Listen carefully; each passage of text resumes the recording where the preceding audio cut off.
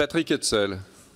Merci beaucoup, Monsieur le Président. À mon tour, je voudrais évidemment vous remercier pour ce rapport. Il y a un bruit de fond, pardon, Patrick, il y a un bruit de fond assez désagréable.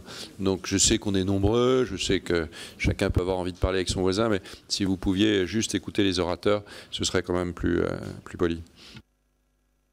Alors dans ce rapport d'étape, vous indiquez que les deux missions que vous considérez comme prioritaires sont évidemment l'appui aux entreprises et puis par ailleurs la représentation des entreprises qui est la mission historique des chambres de commerce et d'industrie.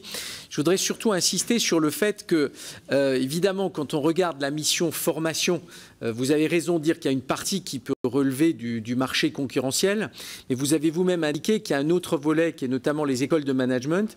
Nous avons en France la chance d'avoir des écoles de management de très haut niveau. Aujourd'hui, l'intensité, notamment pour développer des activités de recherche, est très importante.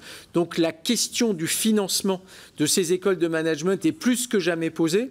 Et d'ailleurs, je voudrais aussi ajouter que dans le périmètre, si vous prenez Bercy, Bercy finance des écoles d'ingénieurs et le ministère de la Défense finance Polytechnique. Et donc, il serait quand même aussi important que l'on puisse évidemment, du coup, ne pas perdre de vue la nécessité de financer les écoles de management. Et j'ajouterais sur ce point précis qu'il y a sans doute nécessité à faire évoluer la loi Mandon, puisque celle-ci limite aujourd'hui un actionnaire à 51%, ce qui est un problème pour un certain nombre d'écoles. Donc, message d'alerte au sujet du financement et du coup aussi de la compétitivité à accentuer pour les écoles de management. Merci, Mohamed Lakila.